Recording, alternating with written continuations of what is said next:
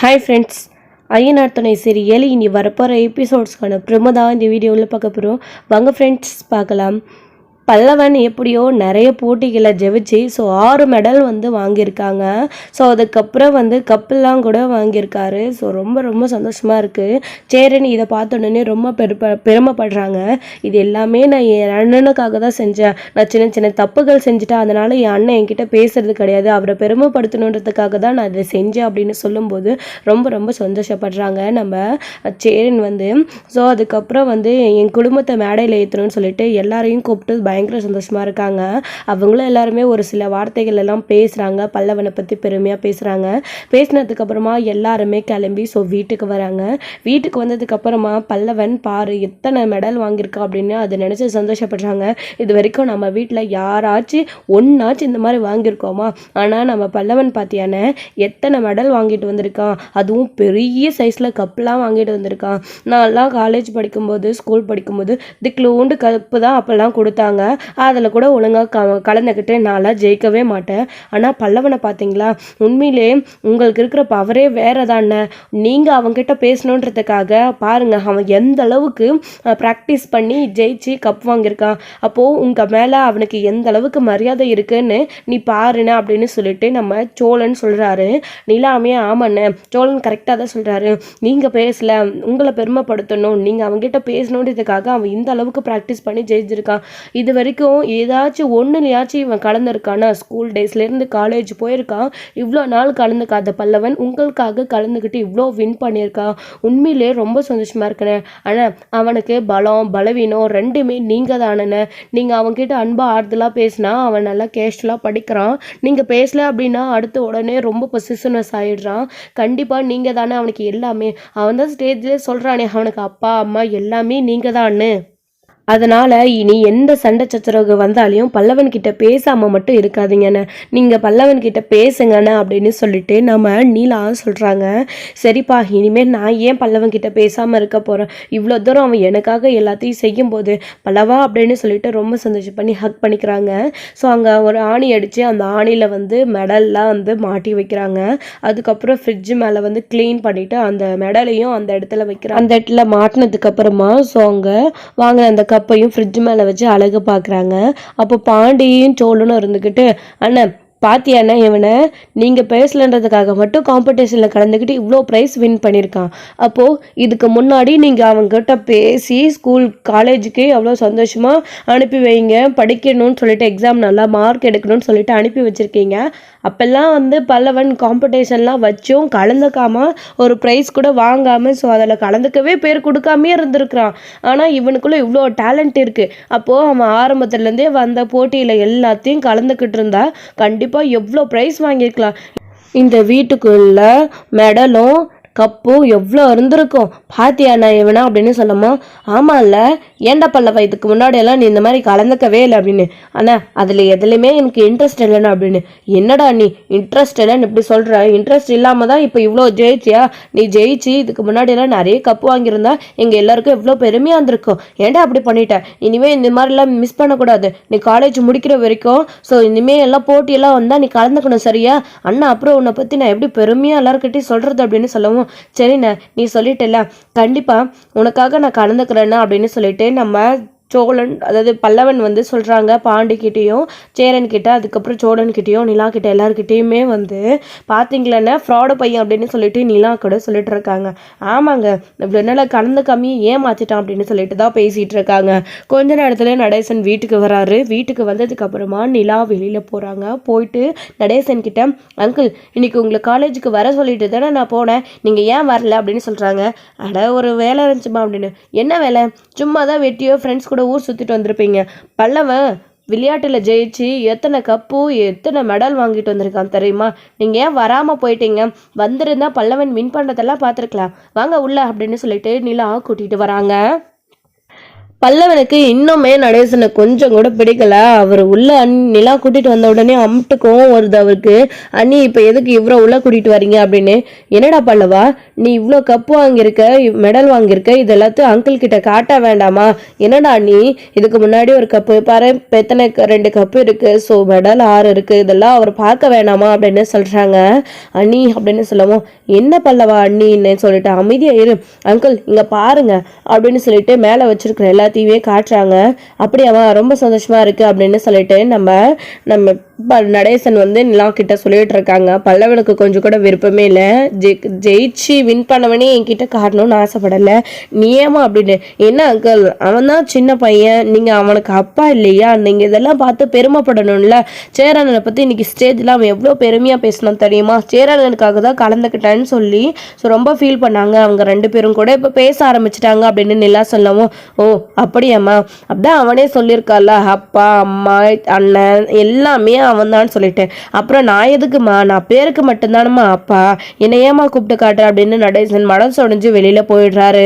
அப்பதான் இதெல்லாத்தையும் பார்த்துட்டு இவங்களுக்குமே ரொம்ப கஷ்டமா இருக்கு. பாத்தியாடா பல்லவா, அவர் எந்த அளவுக்கு ஃபீல் பண்றாரு அப்படின்னு. அண்ணி நான் ஒன்றும் பொய் சொல்லி, அந்த ஸ்டேஜ்ல நான் உண்மையை தானே சொன்னேன்.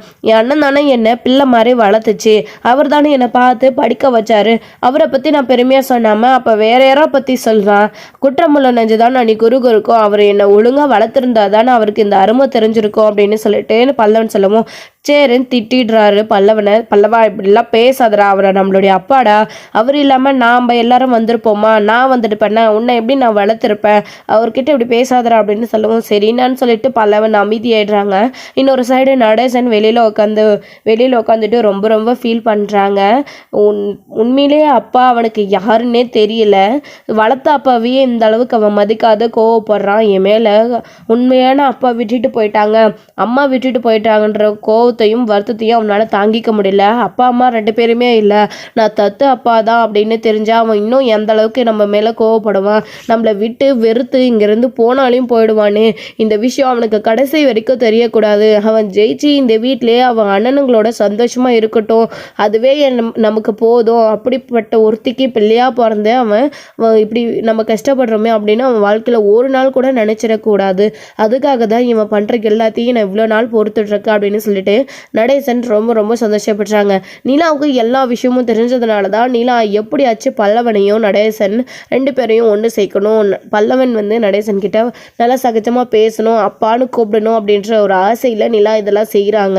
ஸோ ஆனால் அதுக்கு கொஞ்சம் கூட பிடி கொடுக்கவே மாட்டேன்றாங்க. நம்ம பல்லவன் வந்து நடேசன் வீட்டுக்கு கொடுத்து போனாலையும் பல்லவன் ரொம்ப பிடிவாதமாக இருக்காங்க. எப்படியாச்சும் இவங்க 2 பேரையும் ஒன்று சேர்க்கணும்னு நிலாவும் மனசுல உறுதியாக வந்து தீர்மானமாக இருக்காங்க.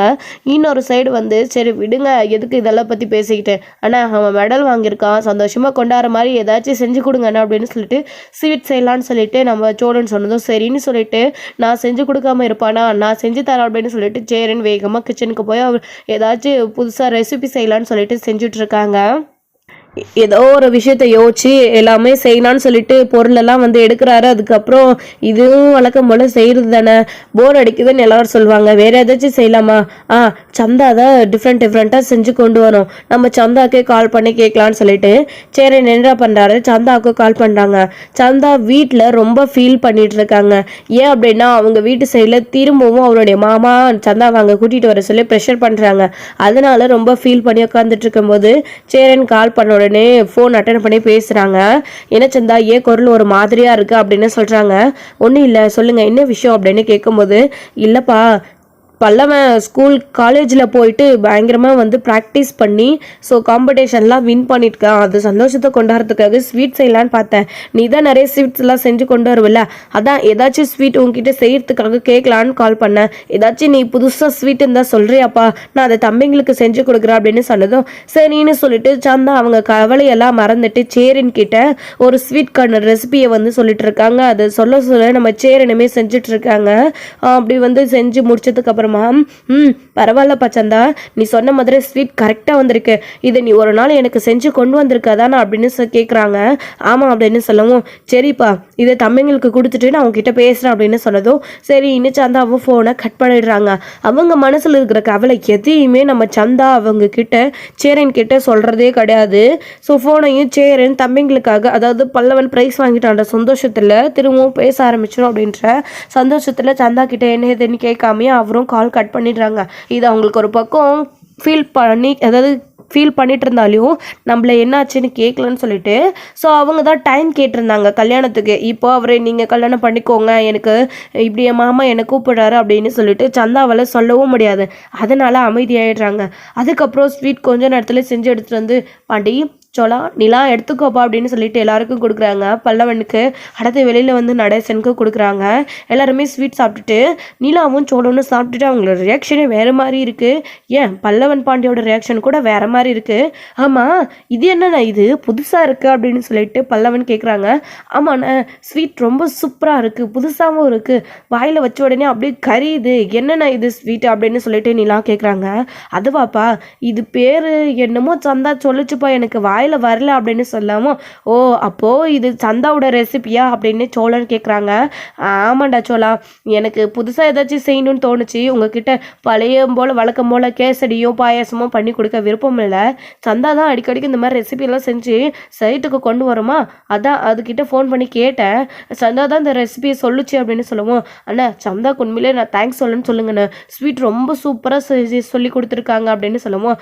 அப்போது இந்த சப்பாத்தி இந்த மாதிரியே தாண்டி நம்ம வீட்டுக்கு அவங்க வந்தாங்கல்ல, நாமளும் நல்லா வகை வகையாக சாப்பிட்லாம் போல இருக்குது, அவங்க நிறைய டிஷ்ஷெல்லாம் வந்து கற்று வச்சுருக்காங்க, பீகார் டிஷ் போல இருக்குது இதெல்லாம் அப்படின்னு சோழனும் பேசிட்டு இவங்களும் சந்தோஷமாக இருக்காங்க.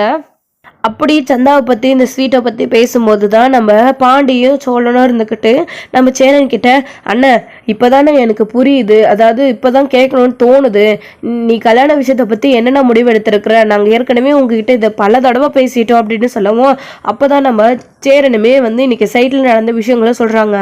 ஆமான்னு சொல்லா இல்லை எனக்குமே இதை தள்ளி போகிறதுல விருப்பம் இல்லைன்னு தான்ப்பா இப்போ தோணுது, ஏன்னா மனசுக்குள்ள நினச்சிக்கிறாங்க நீங்கள் 2 பேரும் சேர்ந்துருவீங்கன்ற நம்பிக்கை எனக்கு வந்துடுச்சு. அடுத்து அது மட்டும் இல்லாமல் நம்ம சந்தா வீட்டில் கொஞ்சம் ப்ராப்ளம் இன்னும் சீரியஸாகவே இருக்குப்பா, அதான் நானும் தள்ளி போடக்கூடாதுன்னு யோசிச்சேன் அப்படின்னு சேரன் சொல்லும்போது என்னென்ன சொல்கிறீங்க அப்படின்னு. ஆமாப்பா இன்றைக்கி கூட சைட்டில் கூட அனிஷ்கிட்ட கூட திரும்பவும் கால் பண்ணி அவங்க சந்தாவை கூட்டிகிட்டு வர சொல்லி ப்ரெஷர் பண்ணாங்க. ஏன் இப்போ கூட சந்தா என்கிட்ட பேசும்போது குரல் டல்லாக தான் பேசுச்சு அப்படின்னு சொல்லுவோம். அண்ணா இவ்வளோ ப்ரெஷர் இருக்கும்போது ஏன்னா நீ இன்னும் கல்யாணம் பண்ணிக்காமல் இருக்க, பேசாமல் கல்யாணத்துக்கு சாரின்னு சொல்லுண்ணா அப்படின்னு சொல்லவும், சரிடா பல்லவா, சரி பாண்டி சோழா நீங்கள் சொல்கிறதெல்லாம் யோசிச்சு பார்த்துட்டு நானுமே ஒரு நல்ல முடிவாக சொல்கிறேன் அப்படின்னு சேரன் சொல்கிறாரு. அதுக்கு முன்னாடி நான் போய் இந்த ஸ்வீட்டை சந்தாவுக்கு கொடுத்துட்டு நானும் செய்யும் சந்தாவையும் பார்த்துட்டு வந்துடுறேன் அப்படின்னு சொல்கிறாங்க. சரி நான் போயிட்டு வா அப்படின்னு சொல்லிட்டு எல்லாரும் சொல்லவும் இங்கே சேரன் கிளம்பி அதுக்காக போயிடுறாங்க. இவங்க எல்லாருமே ஸ்வீட் நல்லா இருக்குன்னு சொல்லிட்டு சாப்பிட்டுட்டு உட்காந்துட்டு இருக்காங்க. சாப்பிட்டுட்டு கிச்சனில் பிளேட்டில் எடுத்துகிட்டு வந்து வைக்கலான்னு சொல்லிட்டு எல்லாரும் வச்சுட்டு வரும்போது பாண்டியும் பல்லவனும் வச்சுட்டு முதல்ல வந்துடுறாங்க. நிலாவும் வச்சுட்டு கரெக்டாக வரும்போது சோழன் கடைசியாக சாப்பிட்டுட்டு வச்சுட்டு வரலான்னு போகிறாங்க. அப்போ தான் சோழன் இருந்துக்கிட்டு, என்ன சாப்பிட்ட பிளேட்டை அப்படியே வச்சுட்டு வரீங்க, இதெல்லாம் யார் கழுவுவாங்க அப்படின்னு சொல்லிட்டு நிலா கேட்குறாங்க. சோழன் ஆடி போய் நிற்கிறாரு. என்னங்க அப்பப்போ பத்திரகாளியாக மாறிடுறீங்க அப்படின்னு சொல்லிட்டு கேட்கும்போது என்ன அப்படின்னு நிலா கேட்குவோம். ஒன்றும் இல்லைங்க ஒன்றும் இல்லை அப்படின்னு சொல்லிட்டு சோழன் சொல்கிறாரு. ஷிங்கில் இவ்வளோ பார்த்து கிடக்குதுல்ல, இதை எப்படியே போட்டால் அண்ணன் ஒரு ஆளை எப்படி கஷ்டப்பட்டு விலகும், அவர் தான் வெளியில் போயிருக்காருல்ல, அவர் வெளியில் போய் டயர்டாக வந்து திரும்பவும் இந்த வேலையெல்லாம் செய்யணுமா, பேசாமல் வாஷ் பண்ணி வைக்கலாம்ல அப்படின்னு சொல்லவும், என்னங்க அவங்க 2 பேரும் சாப்பிட்டுட்டு போட்டுட்டு போனாங்க, அவங்கள கேட்காம என்னை மட்டும் கேட்குறீங்க அப்படின்னு. அவங்கள நான் உரிமையாக கேட்க முடியாது இல்லை சோழன், உங்களை தான் உரிமையாக கேட்க முடியும் அப்படின்னு சொல்லவும், ஆமாங்க நான் தான் உங்களுக்கு இழிச்சவாயே அப்படின்னு சொல்லவும், நான் எங்க அப்படி சொன்னேன், நான் உங்கள் மேலே இருக்க உரிமையில தானே சொல்கிறேன், அவங்கெல்லாம் சின்ன பசங்க, நீங்கள் தான் பெரிய ஆள், நீங்கள் தான் கழுவணும் அப்படின்னு சொல்லுவோம். ஆமாம் ஆமாம் அவங்களுக்கு இப்போ தான் பால் குடிக்கிற பசங்க, நான் தான் 7 கழுத வயசாகுது, எனக்கு தான் நான் மட்டும் செய்யணும் அப்படின்னு சொல்லவும், என்ன சோழன் முணுமுணுப்பு அப்படின்னவும், ஒன்றும் இல்லைங்க கழுவுறேன்னு சொன்னேன் அப்படின்னு சொல்லிட்டு சோழன் என்ன பண்ணுறாரு, பாட்டு போட்டு அங்கே வந்து வச்சுட்டு இந்தாண்ட வந்து ஜன்னல்கிட்ட வந்து வச்சுட்டு பயங்கரமாக வந்து டான்ஸ் ஆடிட்டு அதெல்லாம் வந்து கழுவிட்டு இருக்கவும் நிலாவுக்கு இதெல்லாம் பார்த்து சிரிப்பாக வருது. ஆமாங்க நான் கஷ்டப்பட்டு சாமான் கழுவிட்டு இருக்கேன், உங்களுக்கு சிரிப்பு வருதா அப்படின்னு சோழன் கேட்குறாங்க. அதெல்லாம் ஒன்றும் இல்லை சோழன், சோழன், நீங்கள் டான்ஸ் ஆடுறீங்களா அதை பார்த்து சிரிச்சேன் அப்படின்னு சொல்லிட்டு, இதுக்கெல்லாம் ஒன்றும் குறைச்சல் இல்லை அப்படின்னு சொல்லிட்டு எல்லா பாத்திரத்தையும் சோழன் வந்து க்ளீன் பண்ணி முடிச்சிடுறாரு. பரவாயில்லையே, எல்லாத்தையும் க்ளீன் பண்ணிட்டீங்க, சரி வாங்க போகலாம் அப்படின்னு. எங்கே இன்னும் ஏதாச்சும் துவைக்கிற வேலை பெருக்கிற வேலை இருக்கா அப்படின்னு சொல்லி கேட்கவும், அதெல்லாம் ஒன்றும் இல்லை சோழன், வாங்க சும்மா வெளியில் போய் உட்காந்து பேசிகிட்டு இருக்கல அப்படின்னு சொல்லவும், அப்படியா அப்படின்னு சொல்லிட்டு நிலா கூட வெளியில் நம்ம சோழன் வராரு. வந்து உட்காந்து 2 பேரும் பேசிகிட்டு இருக்காங்க. பாண்டியுமே இதெல்லாம் பார்த்துட்டு ரொம்ப சந்தோஷப்படுறாங்க. அவங்க 2 பேரும் சேர்ந்துருவாங்கன்ற நம்பிக்கை எனக்கு இப்போது அதிகமாக ஆயிடுச்சுடா பல்லவா அப்படின்னு சொல்லிட்டு பேசிகிட்டு இருக்கவும், ஆமாண்ணே, அண்ணி நம்ம விட்டு போகாமல் அண்ணன் கூட சேர்ந்து இங்கேயே இருக்கணும் அப்படின்னு சொல்லிட்டு அப்போ பல்லவனும் பேசிகிட்டு இருக்காங்க. அப்போ தான் வந்து கிட்ட 2 பேரும் உட்காந்து பயங்கரமாக ஜாலியாக வந்து பேசிக்கிட்டு உட்காந்துட்டு இருக்காங்க. அவங்க ஃபோட்டோஸ்லாம் எடுத்தாங்க இல்லையா, அந்த ஃபோட்டோஸ்லாம் வந்து உட்காந்து பார்த்துட்டு, நீங்கள் எனக்கு ஷேர் பண்ணுங்கள் இந்த ஃபோட்டோவை, நான் உங்களுக்கு இந்த ஃபோட்டோவை ஷேர் பண்ணுறேன் அப்படின்னு இதை பற்றி தான் வந்து பேசிகிட்டு இருக்காங்க. ஸோ இது ஒரு சைடு இருக்கா, இன்னொரு சைடு ஸோ சந்தா வீட்டுக்கு சேரன்னு போகிறாங்க. அங்கே போய் பார்த்தா சந்தா பயங்கரமாக அழுதுட்டு இருக்காங்க. சந்தா அப்படின்னு போகவும் சந்தா கண்ணை தொடச்சிட்டு எழுந்து நிற்கிறாங்க.